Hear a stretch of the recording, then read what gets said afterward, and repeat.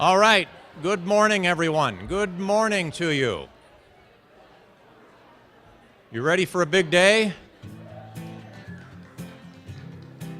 My name is Dick Ludke, and once again, I am here to serve as your Master of Ceremonies for the Illinois State University Athletics Percy Hall of Fame Induction Breakfast. We will start by turning our attention to, well, it's my right. Depends on how you're situated, but you get the idea. Let's turn our attention to that portion of the room and welcome our 4 Hall of Fame inductees who we are honoring today. They have dutifully lined up in alphabetical order, so we welcome them one by one. Ladies and gentlemen, representing Illinois State Track and Field, Tim Glover.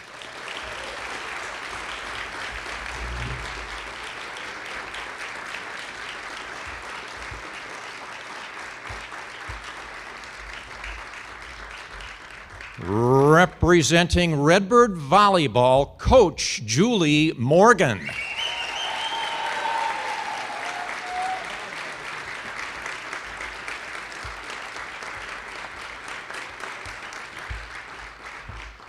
Representing Illinois Track and Field, Brittany Smith.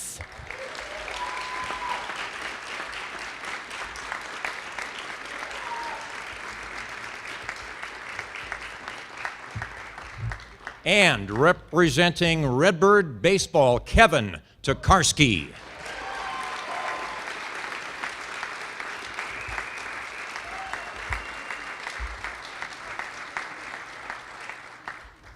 Also here at our head table, our Director of Athletics, Larry Lyons, and after he completes his duties at the homecoming 5K run, our President, Larry Dietz, will join us. As I understand it, he's not running in the 5K run. He has some other responsibilities, and as soon as those are complete, he'll be with us. We'll hear from him later on. Now, we have a few other folks that I'd like to introduce to you, but first, a little choreographical direction. To those of you who are about to be introduced, my command is that you stand when you hear your name, and you remain standing until all of the others have been introduced. I ask the rest of us to hold our applause until everyone has been introduced, at which time we are all free to let loose with our pent-up desire to applaud these fine people. All right, I just mentioned that President Larry Dietz is not yet here. First Lady Marlene Dietz may be. Director of Athletics Larry Lyons, and First Lady of Athletics Maureen Lyons. Board of Trustee members Sarah Aguilar, Julie Annette Jones, John Rauschenberger, Assistant to the President Brent Patterson, Vice President for Academic Affairs and Provost Jan Murphy, Vice President, University Advancement, Pat Vickerman. Associate Director of Admissions, Debbie Lamb. Dean of College Business, A.J. Samant. Dean of Mennonite College of Nursing, Judy Newbrander. Athletic Council, Doug Hatch. General Manager of Learfield, Larry Hefner. Pantagraph Sports Editor Randy Kindred, and representing WGLT Radio, Brian Bloodworth. Ladies and gentlemen, President Dietz and First Lady Marlene Dietz have now arrived. So with that, let's welcome all of our distinguished guests.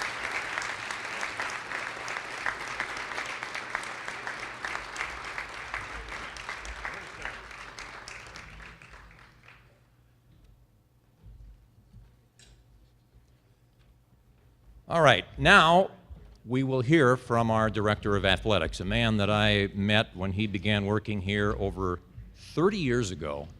I think it's safe to say that no one is more passionate about the success of this athletics department.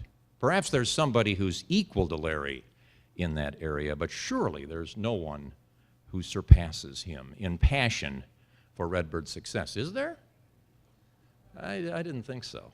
No. So, please welcome Illinois State University's Director of Athletics, Larry Lyons.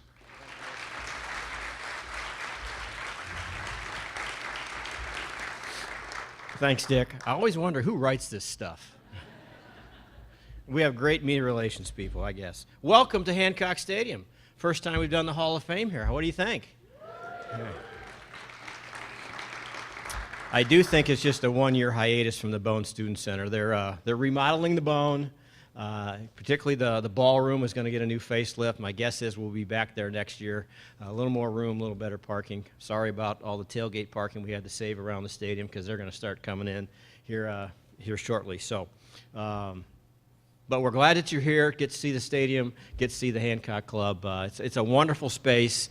This might be the best entertaining space in Bloomington-Normal, no question. And it's used quite a bit by the campus and the community, so we're glad that you can enjoy it. How about that volleyball team last night?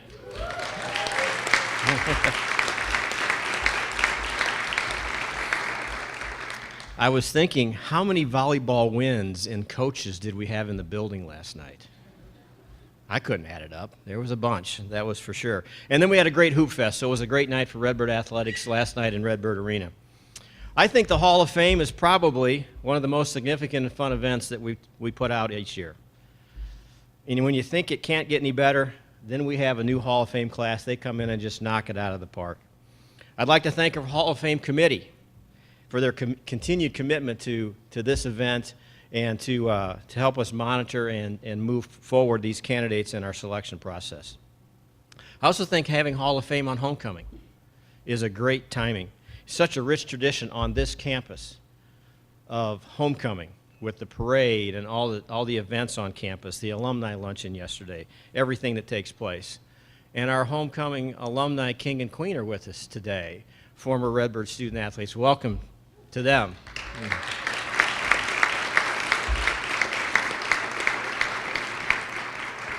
And I get to say this every year, but one of the best things an athletic director gets to do during their tenure is make this call.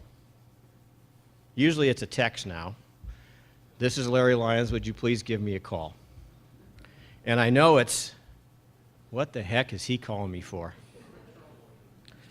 And I also know, is he going to ask me for money? And that's not the case.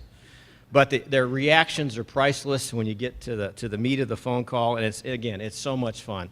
Now, we don't ask for money. We'll save that for a phone call down the road. It's also a privilege to be on the stage as we induct Julie, Brittany, Tim, Kevin. Very exclusive group of Redbirds. Julie and I were both hired by Ron Wellman, and we started at about the same time in 1987. I know Linda had something to do with, Linda Herman had something to do with Julie's hire. I'm pretty sure Ron had a really good idea what he was getting in Julie. A pretty good idea. He had no clue with me. It was just throw it at the dartboard and see what happens. And I wonder about Tim and Brittany when they were growing up. Were they constantly throwing things around the house? I mean, would Tim just pick up a lampstand and just chuck it across the living room? And Brittany, she probably threw everything that wasn't bolted down. She had different things that she liked to throw. I need to tell a story about Kevin, his junior year. I can't remember if we were still 4-game series or 3-game series back then, but we had a home series against Southern Illinois. They were pretty good. And we walked them off or beat them in our last at bat every game that series, which was pretty frustrating to them. But it's the bottom of the 8th. We've got runners on base. I can't repeat everything that their first baseman said, but Kevin walks up to the plate, and he had already had a couple hits in the game. And the kid's just going crazy. I can't believe we're pitching to him. He's the best player in the league. What the heck are we doing? Now, it wasn't quite like that, what he was saying. Next pitch, Kevin smokes one into the right field gap. The runs score. Redbirds win the game. One of my favorite memories of Kevin Tokarski. Just awesome. I also think it's appropriate right now to mention Redbirds Rising, the campaign for Illinois State. Most of you, I hope, know that we're in our the public phase of our second university-wide campaign. Specific to athletics, we've raised $28.8 million of our $34 million goal, which is 85%. We're focusing on raising money for our multi-purpose indoor practice facility that we desperately need. Not that Horton's going away, but just to improve the amenities and then let Horton still be what Horton is. We want to grow our endowments for long-term stability. We want to grow our fan base with Weisbecker Fund scholarship and season tickets. We certainly hope everybody in this room gets involved at some point. And we have some fundraisers in the room. If you really have an urge today to talk to some of our folks, we can help you with that. We know we can exceed our goal with your help. As always, it's a great day to be a Redbird. We hope you enjoy the ceremony, the parade, and the football win later today. Go Birds!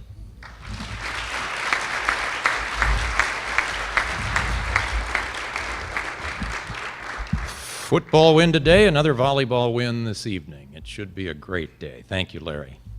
Now, I'd like to introduce you to those who have been previously inducted into the Percy Family Hall of Fame or named winners of the Campbell Stretch Miller Award. Same protocols as earlier. Those introduced remain standing until all have been introduced, at which time the rest of us are allowed to applaud. Starting with our Stretch Miller Award winners who are here: Steve Adams, Dave Coley, Marta Einatten, Jeff Fritzen, Claude Graff, Jan Johnson, Al Otto, Larry Kwan, Art Sievers, George Walden, Dan Winberry. Ex-Hall of Fame inductees: Joanne Bowers, Kim Nelson Brown, Frank Chiodo, John Coughlin, Clarence Collins, Barb Cothran, Beth Landis Erzman, Melinda Fisher, Christian Goy, Kendra Hazelhorst, Linda Herman, Guy Homily, Estes Hood, Jill Hutchison, Jean Jauntry, Joyce Morton Keefe, Tom Klein, Tracy Stroyan Maynard, Dan Muller, Julie Miller Pasca, Chris Quigley, Dave Schertz, Tootie Schmid, Kathy Schneidwind, Wendy Smith, Paul Sperry, Stacy Anderson Stewart, John Swalek, Dave Trazer, and Margie Wright. Ladies and gentlemen, let's recognize these very special Redbirds.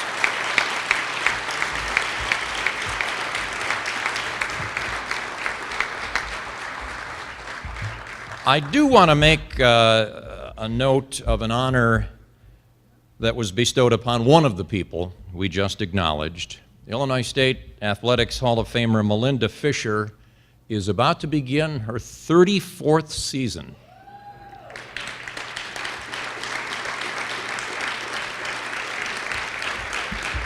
34th year as Redbird softball coach. 16 years ago, that was in 2002, Melinda became the very first recipient of the National Fast Pitch Coaches Association's Distinguished Service Award. The next person who receives that award will be receiving the NFCA's Melinda Fisher Distinguished Service Award.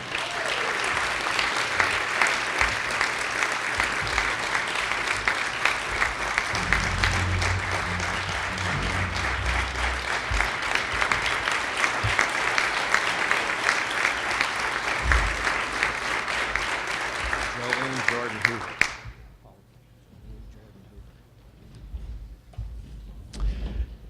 So congratulations, Melinda. I missed one Hall of Fame inductee, Jolene Jordan Hoover.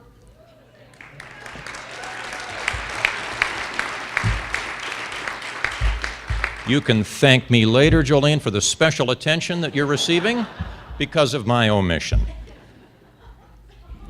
Thanks to all of you for joining this event. I do believe that if you asked any of the 4 people here we are honoring this morning, they would tell you that your presence, the presence of each and every person in this room, makes this event even more meaningful to them than it otherwise would be. We're all members of the Redbird Athletics family, and it's so nice to be with so many members of our family. The next person from whom we hear is an important member of that family. In fact, he seems to be one of those who is close to as passionate as Larry Lyons is about the success of Redbird Athletics. He's the 19th person in the long history of Illinois State University's existence to serve as its president. Let's welcome Larry Dietz.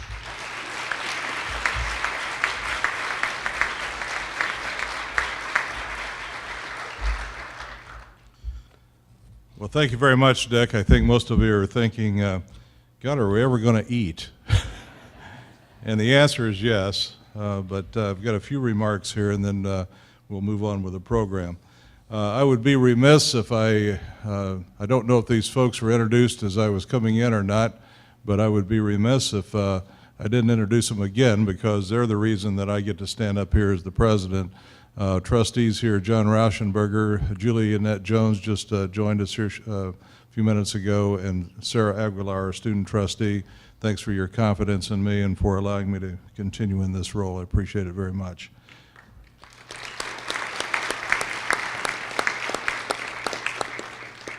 It's great to be with you this morning. I just ran in here a few minutes ago after having started the Town and Gown 5K race, and I think I look fairly composed having finished that race. The only race I ran this morning was about 4 a.m., and I think a lot of guys know where that was. It was off to the bathroom and back into bed. Completed that race fine. Thank you very much. Mayor Coos and I started the race. We've had a great tradition of starting that race down there over the last several years, and lots of runners out this morning, and lots of people here. So I think you're going to see lots of people at the parade. Lots of people enjoy coming back for homecoming, and it's just a wonderful time to be a Redbird, as it is every day. Again, thanks for navigating the change and coming here. The Bone Student Center Revitalization Project is going on really, really quite well. The Hancock Stadium Club, though, is the perfect venue for this event, in my estimation, overlooking the field where in just a few hours a flock of birds are going to swoop down and take on a pack of dogs, and I think a bird can beat a dog any day. How about that? So, I do want to take just a minute and be somewhat serious here. We have competition all the time, and it's healthy competition and so forth, but athletic folks come together as a family and celebrate all kinds of things. And I want us to take a moment of silent reflection this morning to celebrate the life of the chancellor at SIU Carbondale, who passed away on Thursday. And I know his family would appreciate us honoring him in that way. So if you'd join me in just a moment of silence for Chancellor Carlo Montemagno, I'd appreciate that, and his family.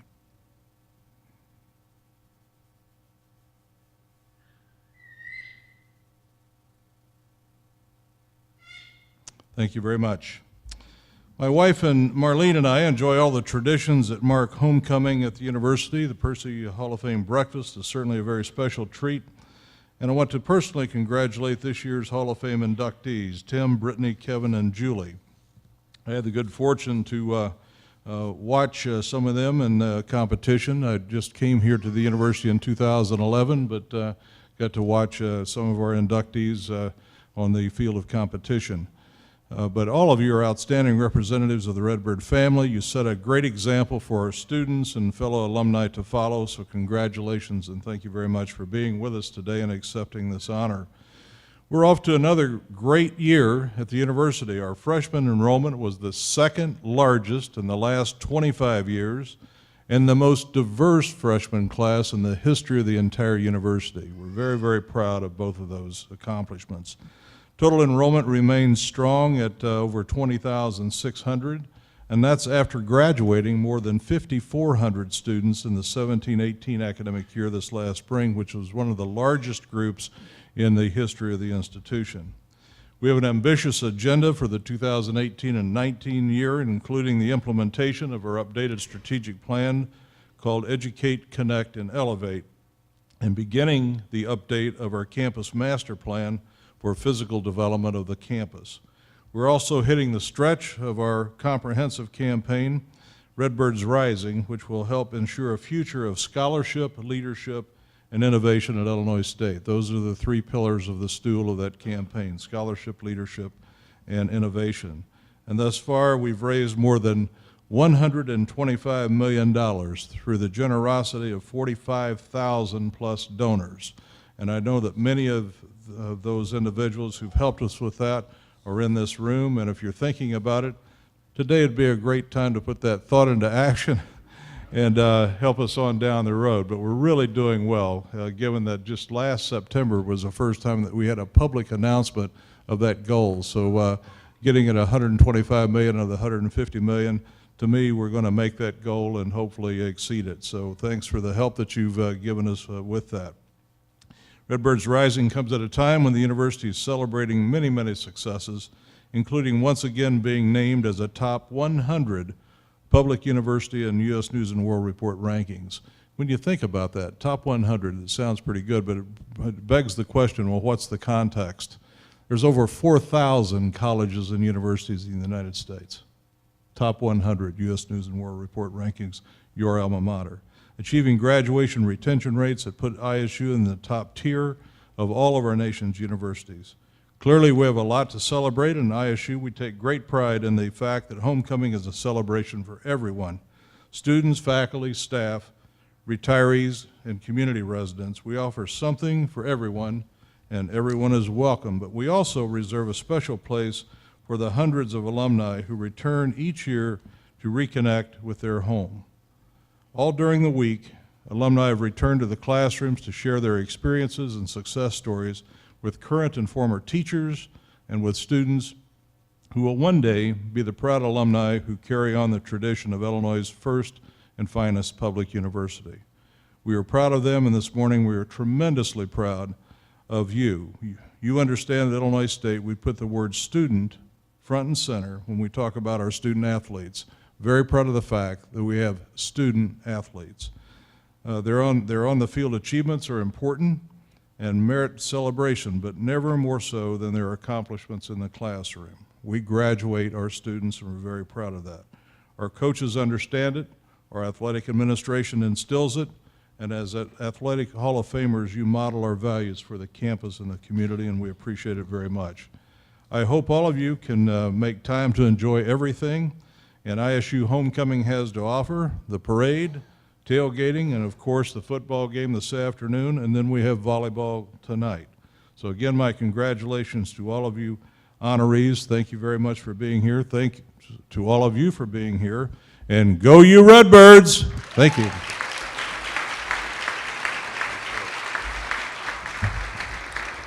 Thank you, President Dietz. All right, it is now time to have a little breakfast. We have a big day ahead. We need to properly nourish ourselves. But before we get to actually doing that, allow me to explain the logistics of how we are going to get that done. The head table will proceed first to the buffet lines in the back of the room. After that, an athletic staff member will check in at your table and let you know when it is your turn to get into one of the lines. Please line up behind our Hall of Fame inductees. We will resume our program shortly. In the meantime, enjoy your nourishment.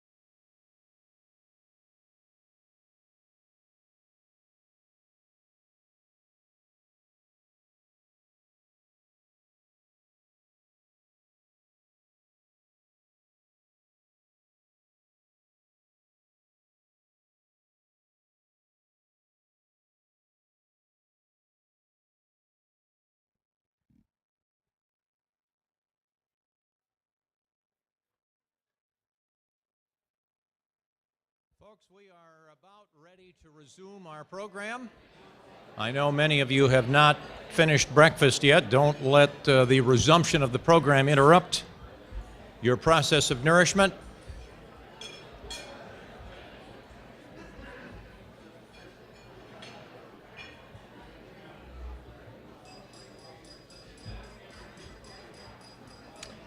All right. The Percy Family Hall of Fame now recognizes its 46th class of inductees. We're going, by the way, in alphabetical order. Tim Glover is a two-time NCAA national champion in the javelin. Tim won the national title in 2011, did it again in 2012, fell just short in 2013, just short of making it 3 national titles in a row. He was national runner-up in 13. He was a 4-time NCAA qualifier, a 3-time NCAA All-American. Tim Glover is one of only 2 athletes in the long history of the Missouri Valley Conference to be a 4-time league champion in his event, the javelin. Tim Glover holds the MVC record for the javelin and is a 3-time ISU Milt Weisbecker Male Athlete of the Year award winner here at Illinois State.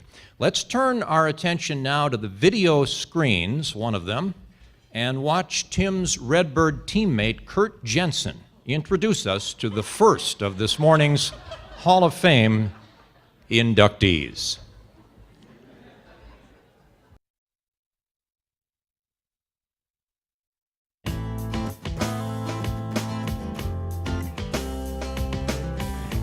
One of my favorite moments was when he won his first national title when he was a sophomore.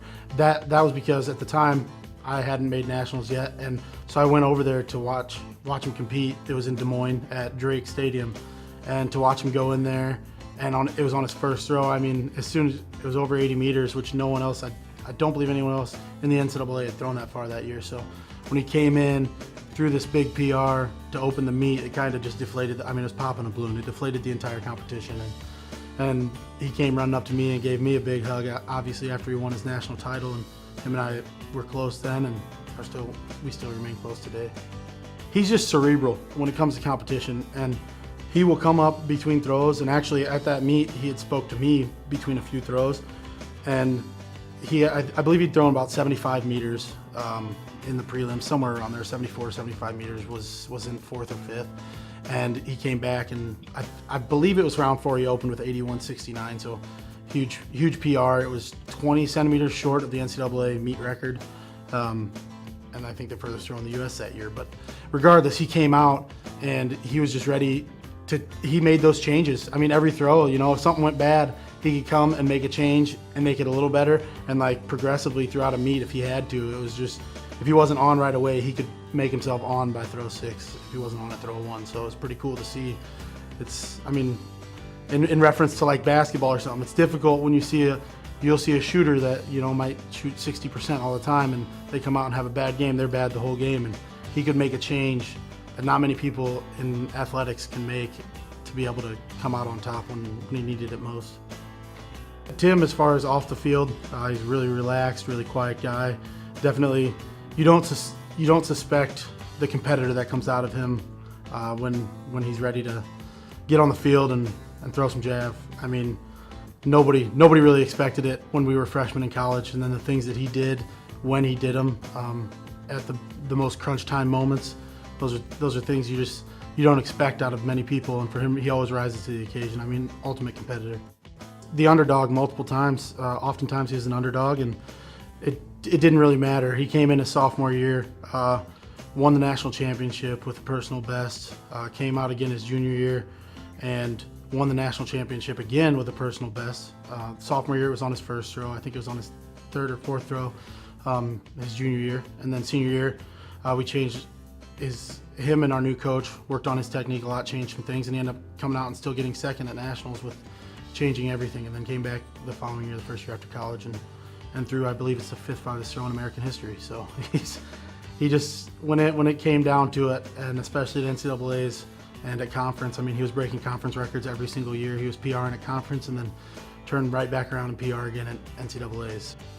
I think what I learned, and this accompanies what impressed me most about what he was able to do, but what I learned is to kind of find your zone. I'm a competitor myself, and Tim was just did such a good job at when he stepped on the runway, he was a different person. I mean, like I said, you wouldn't expect the guy that you got on the runway in comparison to the guy that you see walking around every day. He changed his state of mind when he was there to compete, and it was so much different than any other facets of him you'll ever see. And that's kind of what I learned from him, is how to find your zone, whether that be a relaxed state of mind and entering a competition, an aggressive state of mind, whatever the case may be. His accolades speak for themselves. His first meet collegiately was at Southern Illinois, and he broke the long-standing record, the Illinois State school record, which actually his dad held. Since the mid-70s, earlier mid-70s, his dad had held that record. So he broke that day one, his first competition, and he never stopped. I mean, he made NCAA nationals every single year and just continued to get better every single year. I'm Kurt Jensen, and I would like to welcome Tim Glover into the Illinois State Athletics Percy Family Hall of Fame.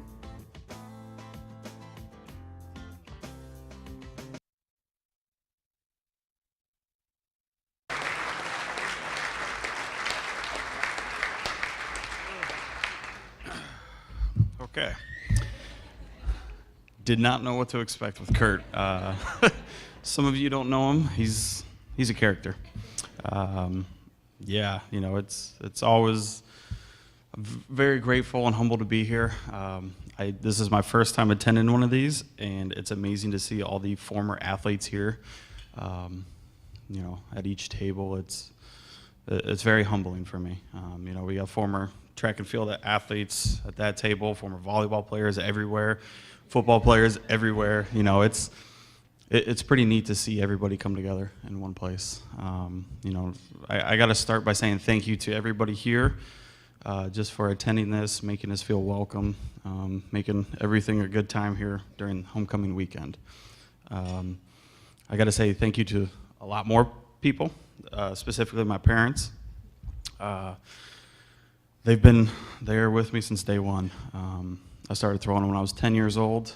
They drove me to every single track meet up until college, and they still attend a lot of track meets. You know, everything that's local that they can attend, they do. My mom is obviously by far my role model, so, you know, please keep being you. As Kurt said, I got to give a little stab to my dad. 216 feet's all you could throw. Like, that was too easy, you know, too easy. So I had to. So. You know, and thanks to all the athletic staff, everybody in administration. You know, I couldn't be who I was without any of that support. All the current and former track and field coaches, you know, not a sprinter, but I still respect all the sprinters. You know, a couple people come to mind. My former coach, Scott Bennett, he did a lot for me. Again, as Kurt mentioned, he kind of changed the way I was as a thrower. We approached my senior season with a completely different mindset in hopes that I would further my career as a javelin thrower. Another guy I got to give a big shout out to is Jim Lathrop in the weight room. He made me a lean, mean throwing machine. Maybe not as lean as other people, but still a good thrower. Yeah, and I do have to point out some of my favorite pictures from that are on the podium next to the guys who are still as tall as me, and they're still about a foot shorter. The guys who are usually second and third are about 6'8" to 6'9". So that's always cool, kind of being in the middle. Yeah, but thank you to all the staff here at Illinois State. I got to give more thank yous to all my former teammates. You know, obviously my roommate Kurt Jensen, training partners Lee Petronoff, Brian Flederer. Those guys did a lot for me. saw me as a kid out of high school with a cannon for an arm, didn't know what to do besides that. That's all I knew what to do. So they took me under their wings, helped me progress as a thrower, helped me progress as a person. I got Kurt Jensen, saw me from day one in the dorms, still didn't know my name for about the first 3 months, but that's okay. We share a lot. We actually strangely had the same birthday, so it's kind of weird. And we didn't find out who was older until our senior year of college. So, this one right there, Brittany Smith, who herself has a lot of accolades to her name. Secretly, as competitive as I was, I wanted to be the best track and field athlete on the team. And I think she would say the same thing. And I think that's what made all of us great. We all competed with each other. We all understood what we could do. And we were just very, very competitive,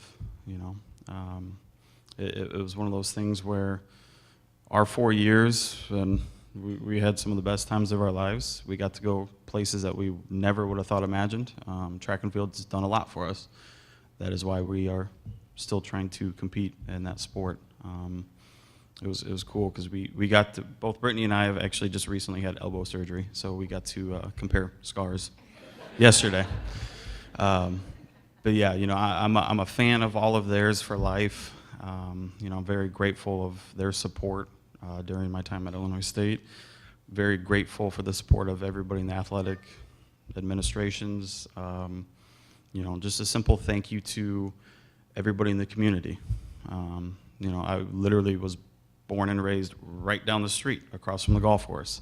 So I know a lot of people are very, very familiar here to me. So I just want to say thank you. I think that's as simple as I can put it. Something I kind of wanted to touch, and hopefully I don't get too emotional, was I got a little message for everybody here, and it's one of those things where don't take things for granted.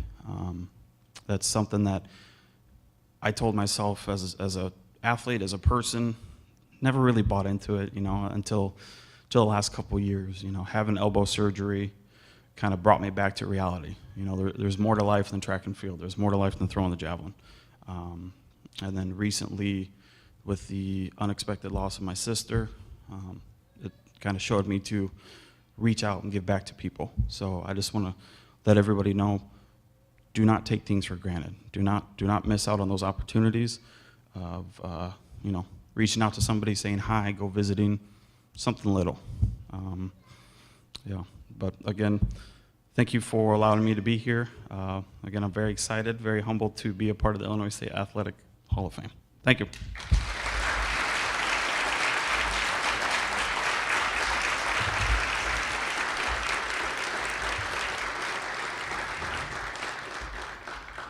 Thank you, Tim. We do appreciate your advice. That is meaningful to all of us. All right, our second recipient, our second inductee, is Julie Morgan. Julie is the winningest volleyball coach in the history of Illinois State's program. She won 289 matches, led the Redbirds to 7 NCAA tournament appearances. She's a 5-time Gateway Missouri Valley Conference Coach of the Year, also led the Redbirds to 5 regular season conference championships and 5 tournament championships. Julie's overall record, 289 and 133. And if you're pretty good at computation, you know that that's more than twice as many wins as losses, which is outstanding. In 10 of her 13 seasons as the volleyball coach here at Illinois State, Julie's teams won 20 matches or more. I had the pleasure of being the public address announcer for Redbird volleyball for a couple of those 13 seasons. The atmosphere at Redbird Arena was absolutely fantastic. And I think we're headed back in that direction. And I believe the precedent that Coach Morgan set during her years is part of the reason that's happening right now. Now, ex-Redbird athletic director and coach, the woman who put the Redbird volleyball program on the map back in the 70s, introduces us to the woman who moved that program to a more prominent position on that map in the 90s. Here's Linda Herman.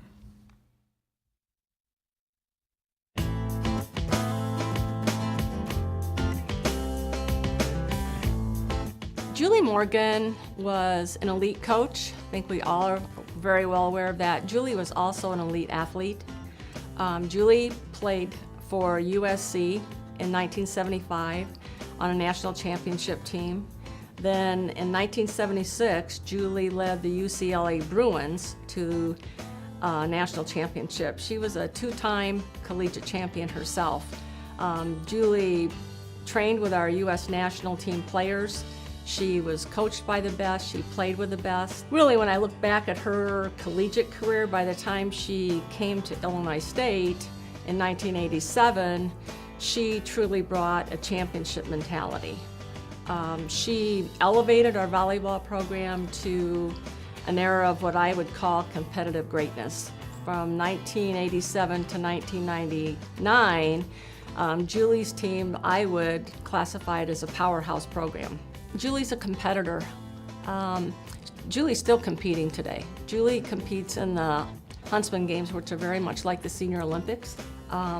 Those do have age categories. Won't really talk about which maybe age category Julie's competing in, but she's still competing in basketball.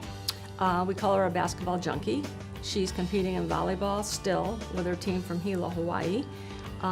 She's competing in pickleball, which I think she feels like we all should learn how to play. But honestly, when I think about Julie, she's a competitor. Look back when the fans truly loved Julie because she loved them. She reached out to people. Her players were passionate about playing the game of volleyball because they loved the game of volleyball. She just left her mark on people. As much as we have the championships that Julie won while she was here, she's left her mark on all of us that truly knew and loved her. When I think about maybe a fun memory, I would probably have to go back and think about when Julie took all of us to Hawaii and took the team to Hawaii. Julie, born and raised in Hawaii, felt that it was really her duty to teach all of us to eat poi, to paddle an outrigger canoe, to do the hula in a true Hawaiian grass skirt, and to surf, which some of us didn't accomplish that latter one. When I think of leadership, and Julie was truly a leader, I think leadership is often raising other people up, getting them to want to follow you, and then taking them on an unforgettable journey. That's what Julie did for Illinois State Volleyball in that 13 years. She raised her players up to a level that were beyond their own expectations, highly successful, and then took all of us on an unforgettable journey. Julie's deserving of an honor because she left a legacy of a winning mentality. You know, Illinois State calls themselves the home of champions. There's a reason why we call ourselves the home of champions. A big reason is the legacy that Julie left in the 13 years that she coached. Just in the number of championships, and we had record-setting crowds during the time because she created a program. She just didn't have teams, she created a program of which I think all Redbirds are proud of. I'm Linda Herman, and Julie, thank you for your leadership, your friendship, the unforgettable journey, and welcome to the Illinois State Athletics Percy Family Hall of Fame. Aloha.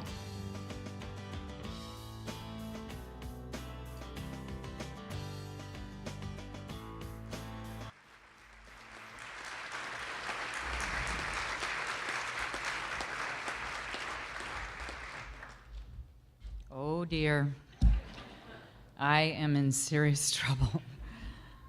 Thank you, Linda. President Dietz and Marlene, I want you to know my race started not at 4 o'clock this morning, but the minute I flew into Bloomington 2 nights ago. My mind and my head have been spinning from the people that I've seen, well, actually diving into the cornfields above, looking down and remembering a road trip that I had where I had to meet the team down at Southern Illinois, ironically, and I had to take a charter because we were recruiting a tournament here before I met them down there. And somebody in here probably was the pilot, and we had a problem on the plane, and I showed up at the match late, and I was not in pregame match coaching mode. I was more, whew, I am so glad I made it here. And everyone's like, well, who's playing that? Where's the starting lineup? What are we doing? I'm like, I don't care. Just, would you just get out there and win? Just put 6 of you, get on the floor and get out there and win. And then on the plane on Delta, we didn't know it, but I sat down, put my bags up in the cargo hold, and this only happens Illinois State, but I put my thing in the cargo hold when we landed. I got up to get my stuff out of the cargo hold, and I turned around, and right behind me was Krista Ritter, one of our players from Illinois State. We'd been on the plane the whole time. We didn't know that we were on the plane together. So, and that's kind of how Illinois State has rolled in my life, really. But before I start, I'd like to thank Larry Lyons and Maureen. I'll tell you a little bit more about my connection with Larry Lyons. I'd like to thank the Hall of Fame committee for just bringing me to my knees, literally in bear's ears, where I was so mad at Monument Valley. I had to see it because I wanted to see what was going to be happening to this beautiful place if we took it away from the state of Utah and the people. So I took a trip down there where I didn't get cell service, but I had my phone in my pocket, and it vibrated, and I was with a bunch of people, and they're like, what are you doing? I was out on this rock with the phone, pick it up, and it's Larry. And I'm like, I did what he did, like what he said. Larry who? Larry Lyons. I'm like, Larry, where are you right now? Can you talk? I'm like, I don't know. I'm not sure. And then he told me what happened, so I actually accepted it in bear's ears on some big rock, and I just was on my knees and right there looking at the Indian ruins, just praying to the gods, and I am so, so humbled and thankful for that. Leanne, I want to thank you for all the work that you've done just in connecting this. I'm not an easy person to get in touch with, and I don't do very well at getting back, mainly because I'm not on social media. And I'd like to thank Marianne for all of her phone calls and emails as well, because it takes a village to pull something like this together, I know, and Sodexo for the wonderful meal.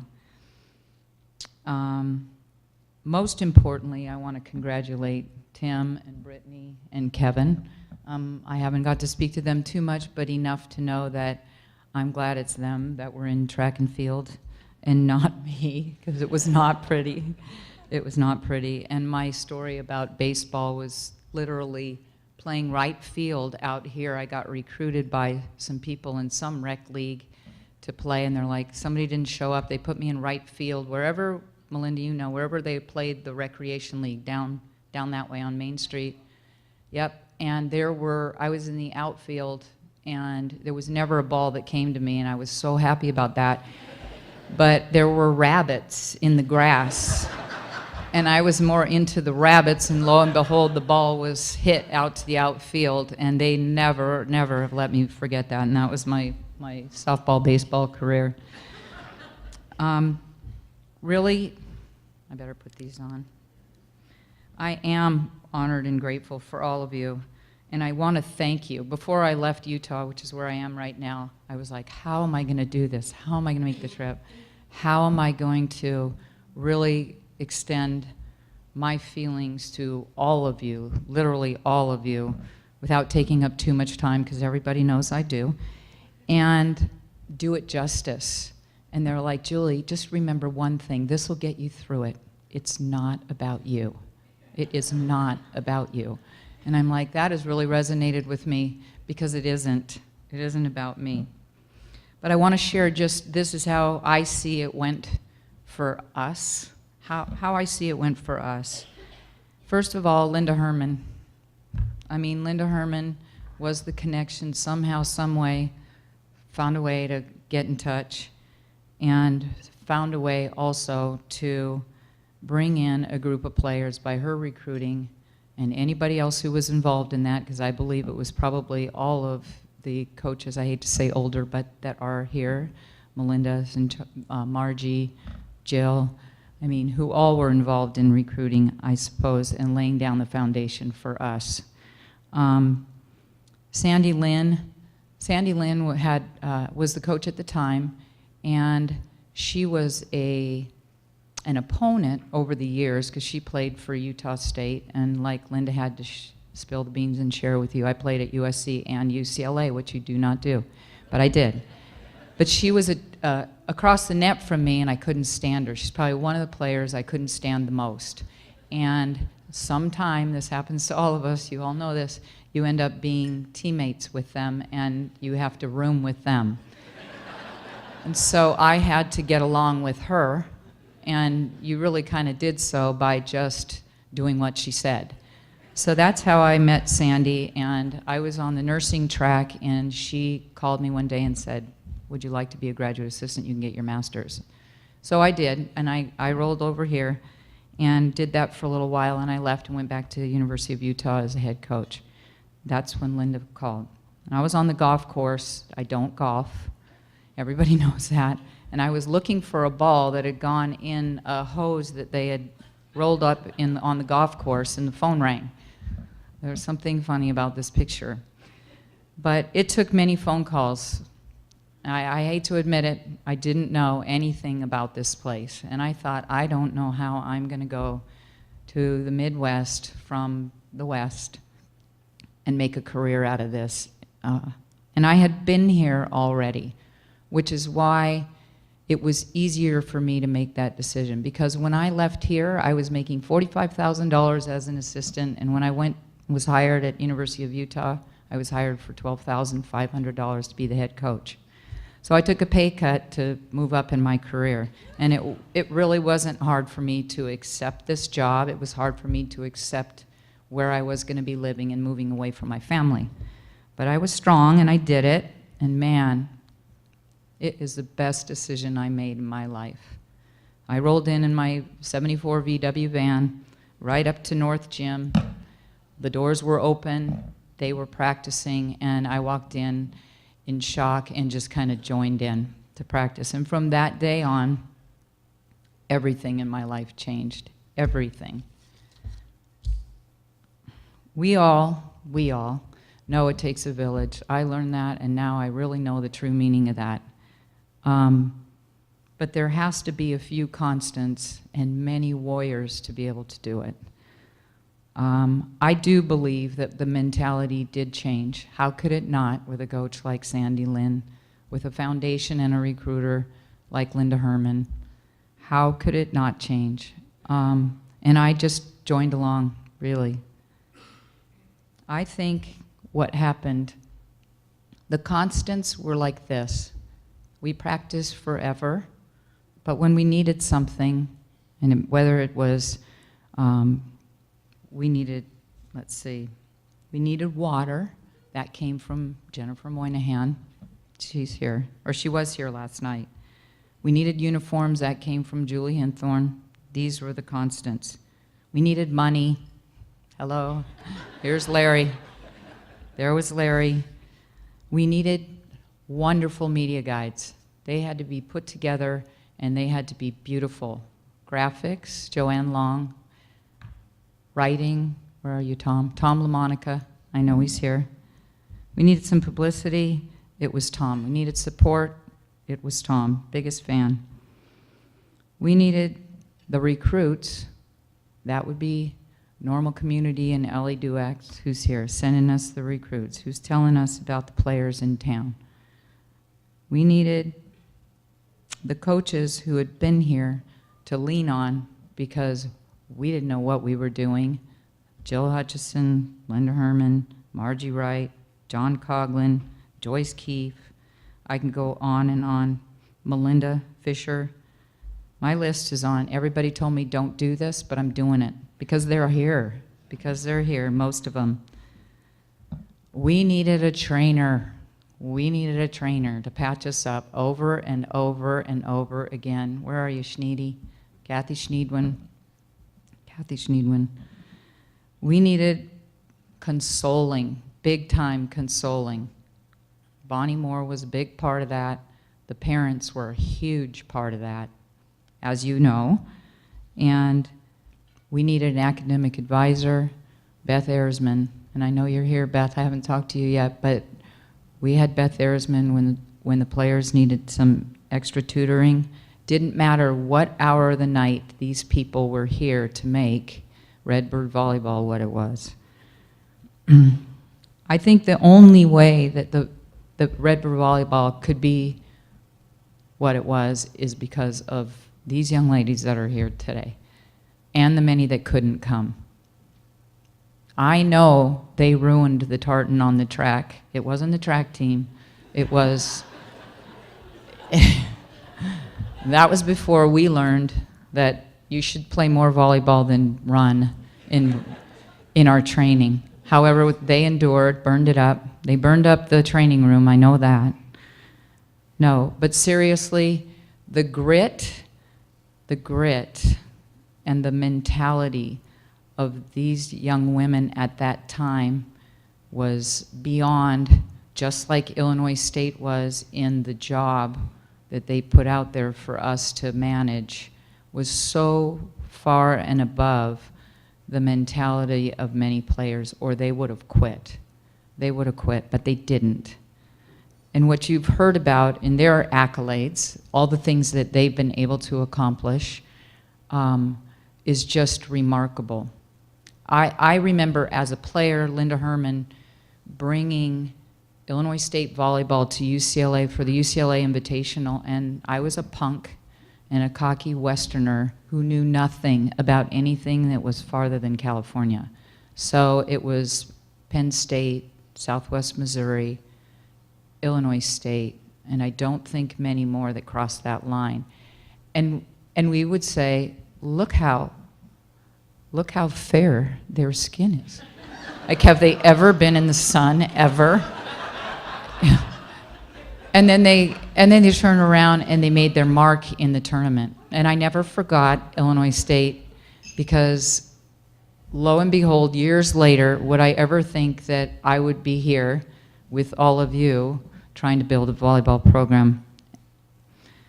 The fans just grew, and it was because of the reaching out of everybody, but more importantly, it was the grit and the mentality of these players who then became to win, who then believed in it, who then were able to compete with anyone and didn't ever, ever quit, ever.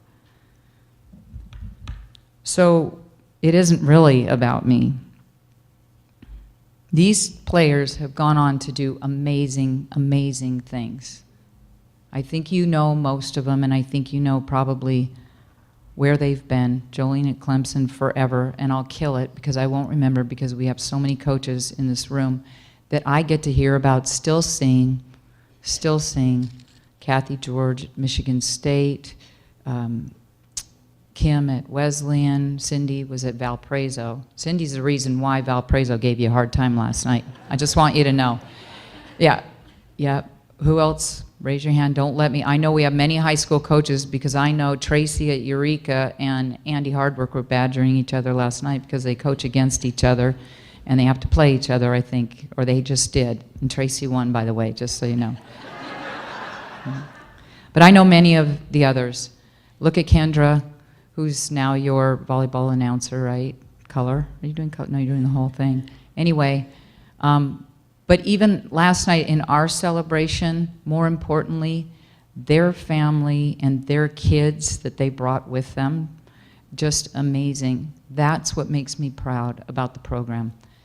I know the winning. I know how the winning happened, and I know that it was all of you that were able to support them and make it happen. And I know you're still doing it. I felt it yesterday, last night at the game, but I've been feeling it, and I'll continue to feel it. in my John Coughlin dreams at night, he shared with me his best dreams are dreaming about back then when this was all starting and going on, and they are my best dreams too.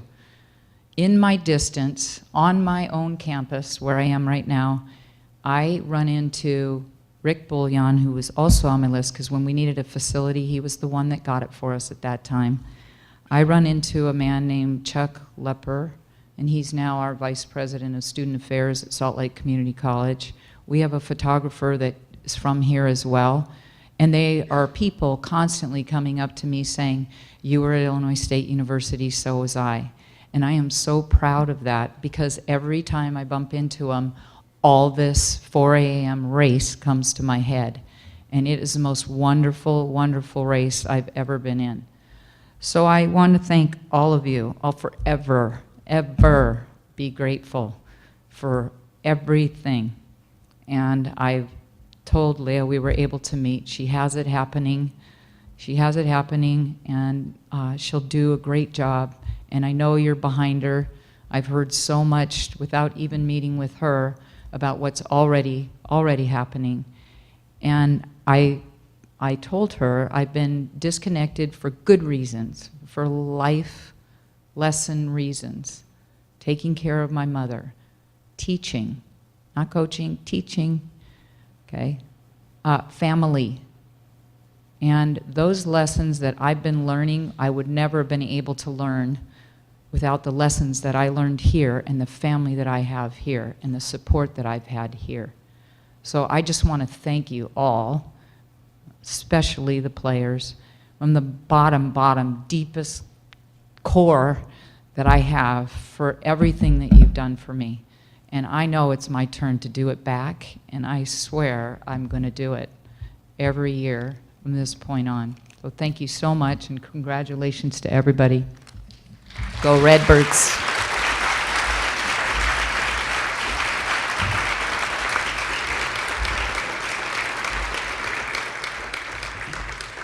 Thank you, Julie. Very, very well said. All right, Brittany Smith. She is a 4-time NCAA national runner-up, 10-time NCAA All-American, 2-time Missouri Valley Conference champion in the indoor shot put and the outdoor hammer throw. Brittany's a 3-time winner of the ISU Jill Hutchison Female Athlete of the Year Award. She earned all conference honors 14 times and was an 11-time MVC runner-up. Hearing those numbers, you might be wondering, how many years was Brittany here? Just 4. It helped that there is an indoor and an outdoor season in track and field. It also helped that she was so strong in more than one event. Let's turn our attention now to the video screens, where current Redbird Director of Strength and Conditioning, the aforementioned Jim Lathrop, welcomes Brittany Smith into the Percy Family Hall of Fame.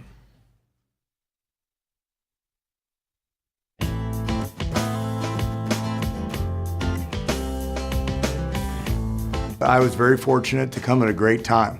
There was a lot of really good talent in terms of the individuals we had on our throws crew. And Brittany in particular, I felt like was an individual that had a lot of natural ability and had a, kind of that it factor sometimes, and really with Tim and with Kurt and all those individuals that were here at that time, there was a lot of that, and it was really impressive to see.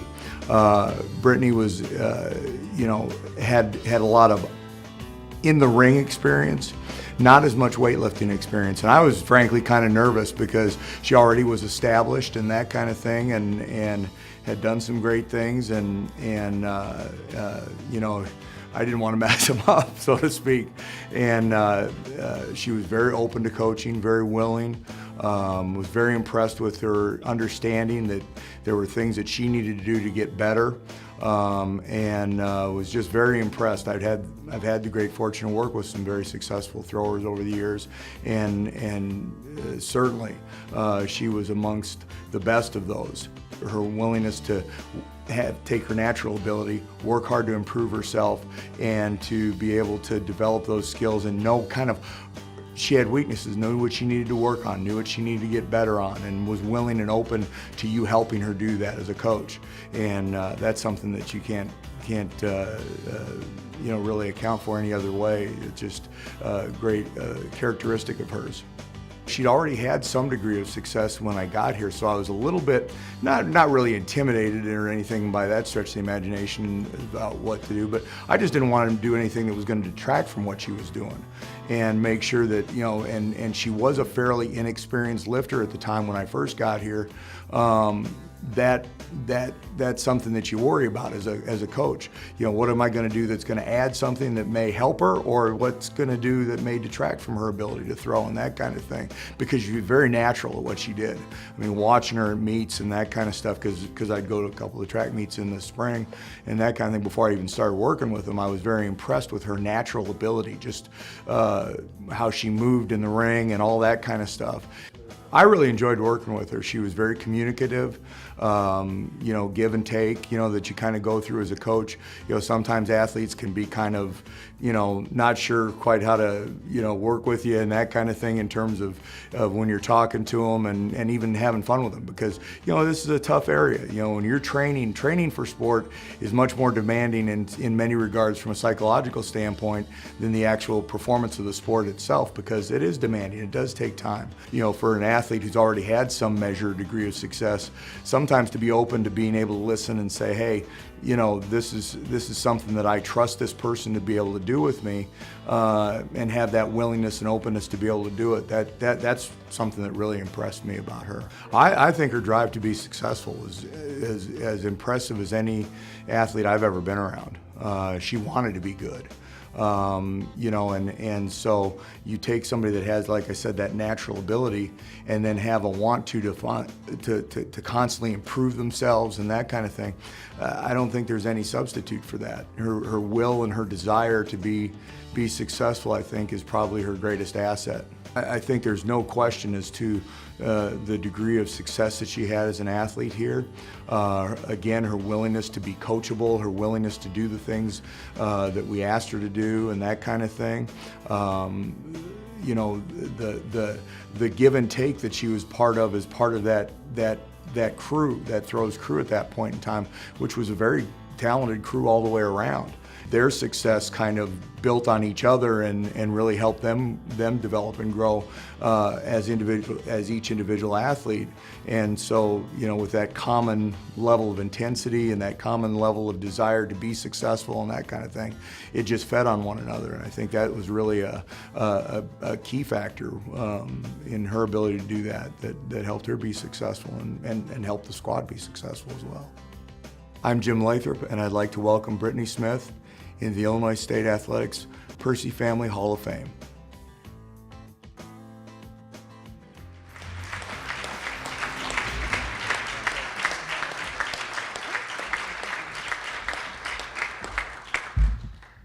Oh man, yeah. Kind of found out about this speech about last night, so, do my best. But, and coming into this, I actually have cold feet, like literally cold feet, because I live in Phoenix now. So, coming in and it's snowing, it's lovely. It's not right now. I mean, it's pretty looking at it, but my feet, like, I try to wear some heels. Yeah, no, not a good idea. But no, seriously, I just want to thank everyone for being here and having us. I can't express the feeling that I got when I arrived on campus. There was just all this nostalgia and just all these feelings, and everyone's greeting me, and there's people I haven't seen in years, And last night we were at the volleyball game, and I'm like, standing up and I'm screaming and I'm cheering, and my nephew's over here yelling too and dancing, and my mom turns to Tim and she's like, how much sugar did she have? And I was like, I had a little bit of sugar, but really, what I say, it's all the Redbird pride that came back to me last night, and just in general. But I guess what I also want to do is just thank a lot of people. I want to thank Larry Lyons. Thank you for having us. The Hall of Fame committee for choosing me and Tim and Kevin and Julie, and just having us here. It's a big deal. I've never been to one of these. I never came to this breakfast before. I've been to the luncheon before, but I didn't know it was to this extent. And the fact that I get to see all your beautiful faces in the morning, so thank you again for that. President Dietz for having us, thank you. And also the athletic department. I mean, you guys have been a big part of our careers just throughout the years. Leanna, you've been around for a long time with me too, and I've been going to your office and stuff and talking to you, especially when I was director of ops here and everything too. I also want to thank Marianne. Seriously, you put so much work into this, and I've emailed you a ton of times, and I know you freaked out because I was a little late today, so I'm sorry. But I also want to thank Jim. Jim was my lifting coach. Obviously, he said that when he came in, I was nervous too. We had a different coach at the time, and he came in and totally like opposite personalities of the coach that we had. We had Rourke before, who was very like intense and yelling, and Jim was like, "It's all right, you're gonna be good." And I was like, "Oh my God, this is weird," but but yeah, he got us stronger, me and Tim and Kurt. I mean, Kurt's already massive and he's strong, so I don't know if he really got Kurt much stronger, but he definitely got the rest of us strong.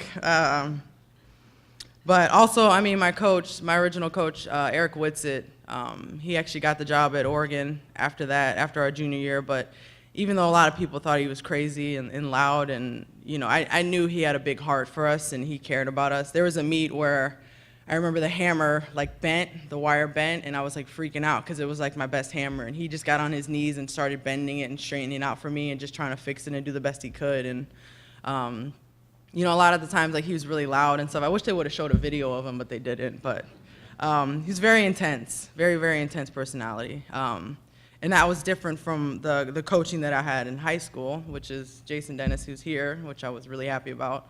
God, I'm gonna get emotional. But I just want to, I'm so sorry.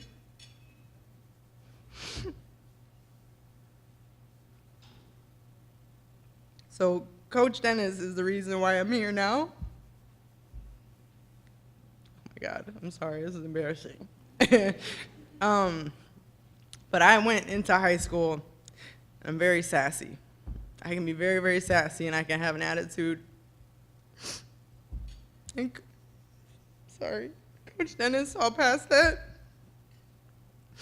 He told me, like, you can be really great in high school, and you can be really great in college. And, I was like, oh, I want to play basketball because my sister played basketball in college, and my other sister plays softball, but I'm terrible at softball. I'm sorry, Melinda. I know you want She wanted me to hit for her, but I couldn't. I'm sorry. I did go out to practice one day. I hit the ball pretty good, I think, But no, I mean, Coach Dennis, like, he's the reason that I'm here. He told me, like, you can play basketball all your life. Track is not always going to be there. And I came on the visit here, and I was in between this university and another university, and it just came down to this being the university, so thank you. I'm sorry, this is an ugly cry. But also, like, my siblings. I mean, my brother, he's in Hawaii right now on his honeymoon, so, that's nice. They're sending us pictures and everything, but, he's a big part of it, too. He's always telling me he loves me and he cares about me, and he wanted me to go to the best university that worked for me. Then my two sisters right here, who are just clowns sometimes. No, but they're a big part of my life. They helped raise me through the times, and just our household, because all my siblings are 9, 10, and 11 years older than me, so I'm the baby, and they made sure that I knew that. So, yeah, Melissa, geez. But no, I got a lot of my strength and my personality from them. But honestly, the biggest thing is my mom. My mom.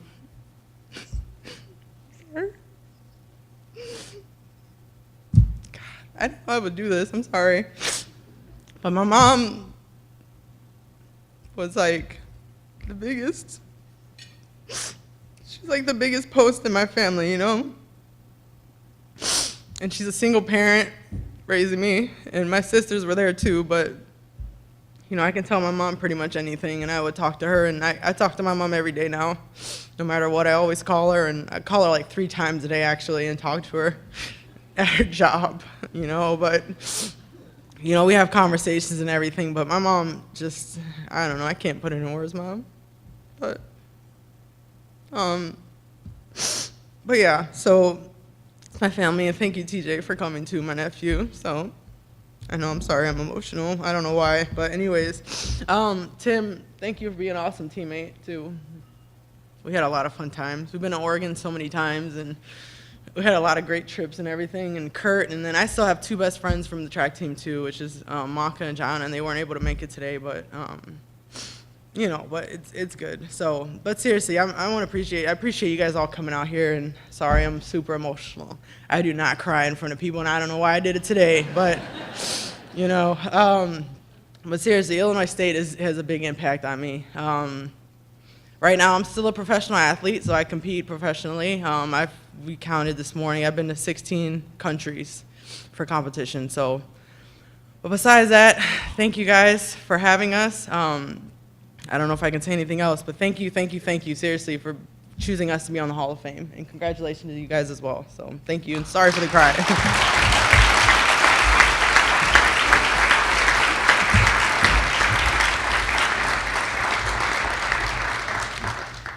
No reason to apologize for sharing your innermost emotion with us, Brittany. We all appreciate that. All right, our final inductee is Kevin Tokarski, who led the Birds to the Missouri Valley regular season baseball championship in 2010, after which he was named Missouri Valley Conference Joe Carter Player of the Year, first Redbird ever to win that honor. Then he led his mates to the Missouri Valley Tournament Championship and was named State Farm Missouri Valley Tournament Most Valuable Player. That is a pretty good season. But he had other good seasons, evidenced by the fact that Kevin Tokarski holds the school's career record for runs scored and walks, second on the Illinois State career list in stolen bases and at-bats. Kevin set 7 single-season school records during that epic 2010 season, 4 of which still stand. Here to introduce Kevin Tokarski is former Redbird and current University of South Carolina head baseball coach Mark Kingston.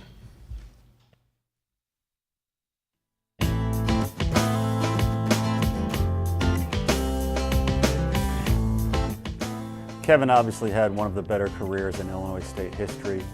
Tremendous impact on the field, off the field, with his teammates, and just the reason he's here today is because of that impact. So looking back at Kevin's career, I think it was a very wise decision that he made to come to Illinois State, and then Illinois State obviously reaped the benefits of him being in that program. The thing that impressed me most about Kevin was just his ability to stay very even-keeled throughout a season, throughout a year. You never saw him get too excited or get too down based on his performance. He was a great leader by example, and he just really knew how to play the game. He always asked very intelligent questions. He understood the game at a very high level, and he brought it every single day. And he could do everything you wanted on a baseball field. He could steal bases, he could hit for power, played great defense. He was the complete package. I learned that Kevin would never give in to anything, whether it was a struggle, whether it was an injury.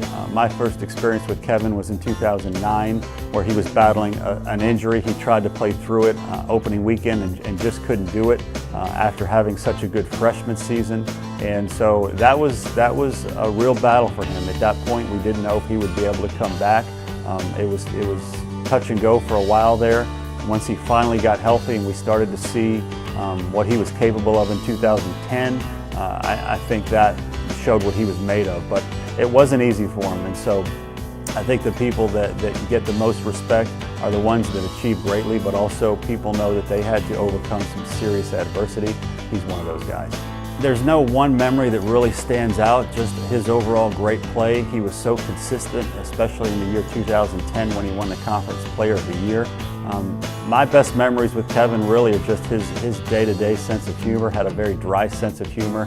He used to joke all the time about wanting to plan a strikeout on a wild pitch so that he could get to first base. He thought that would be one of the cooler things he could do as a player. So just look back on our time together very fondly because he was such a great player, but also a very fun person to be around. 2010 season was extremely important for the program, I think. It showed that we could play with anybody. It showed that we could win the conference.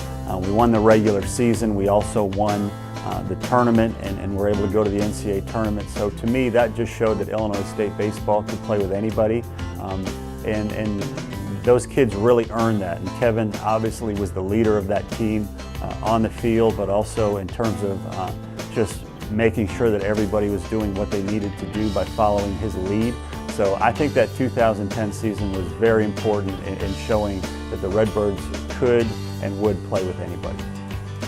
Kevin clearly is deserving of this honor because of the impact he had over the course of his career, and I think most notably that 2010 season, to be the conference player of the year, to dominate the league the way he did.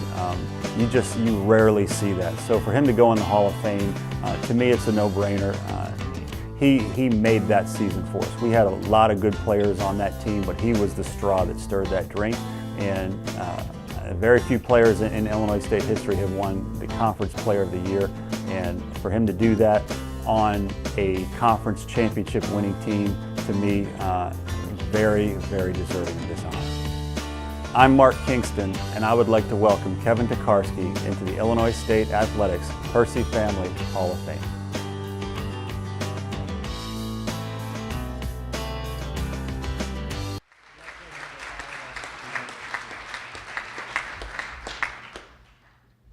Thank you, thank you.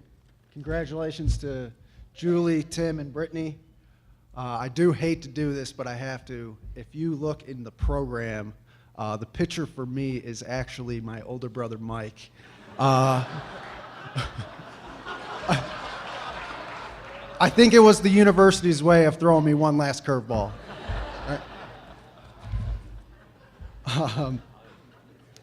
Thank you to my grandma Dolan and my Uncle Andy, who were two of my biggest fans, and I'm sure they would have loved to be here.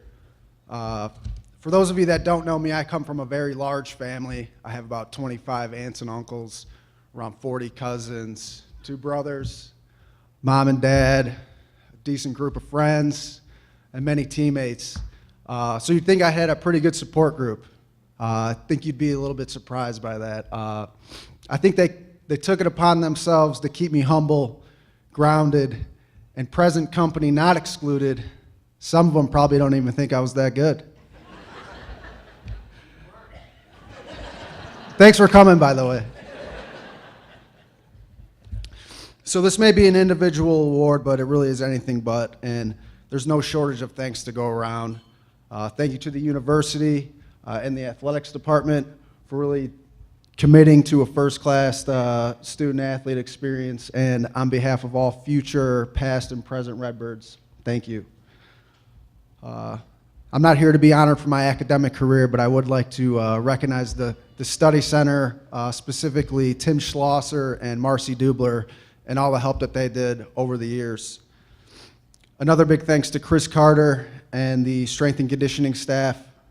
Coach Carter was a first-class individual, and we were lucky to have him.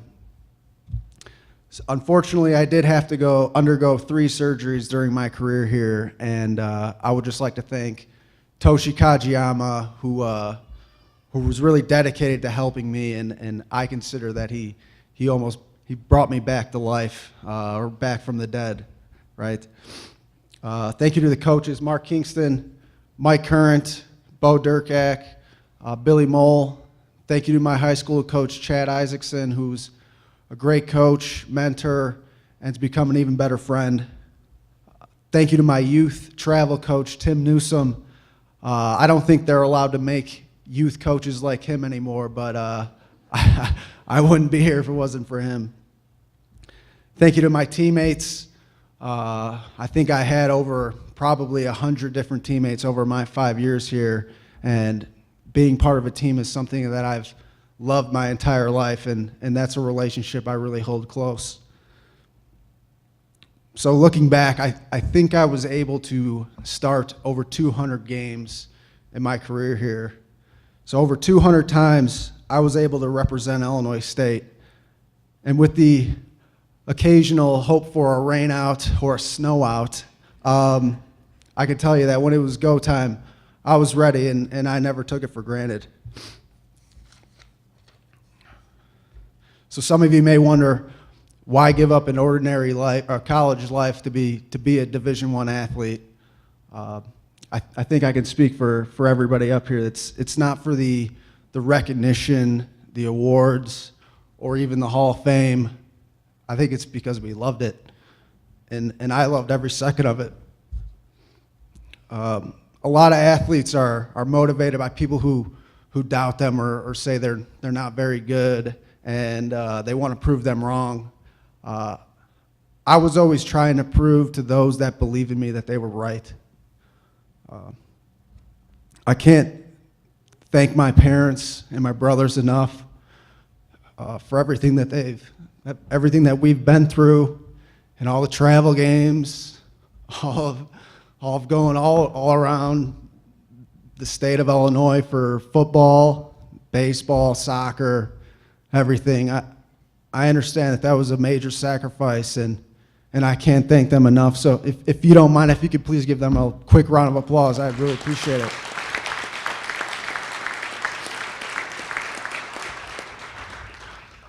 The last person I'd like to thank is Coach Jim Brownlee. Our time together was cut short, but Coach Brownlee recruited me. He offered me a scholarship to Illinois State, and he started me every game as a freshman, despite me making about 30 errors in the process. For me, without Coach Brownlee, there is no Illinois State. There's no Illinois State baseball, and there is no Illinois State Hall of Fame. So for that, I would like to thank him and his son Tim. So Coach Brownlee was the king of one-liners, many of which are probably inappropriate for this setting. But there is one thing that he said that has always stuck with me ever since I was 18 years old, and it was, "We're not here for a long time. We're here for a good time." Thank you very much. Go Redbirds.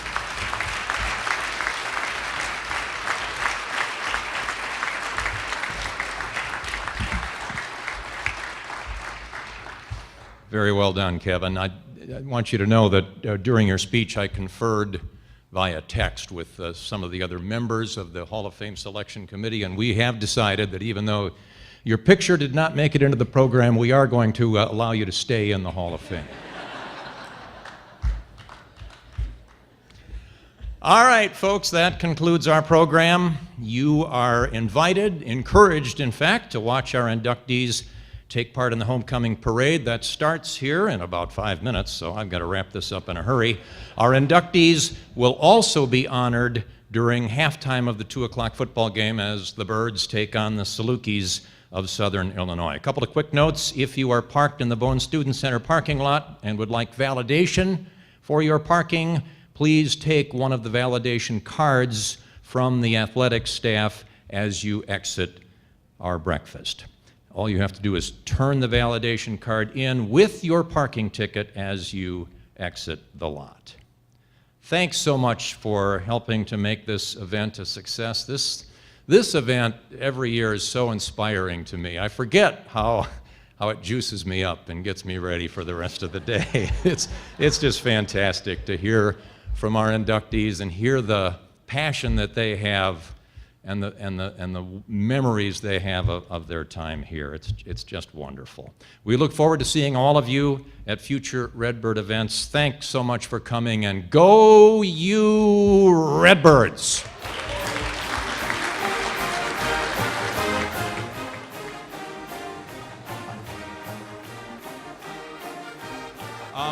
We're going to ask if you wouldn't mind keeping the exit clear. We have to get our inductees quickly to the parade. So we'll ask you to just hang in the room here for just a moment. Thank you so much.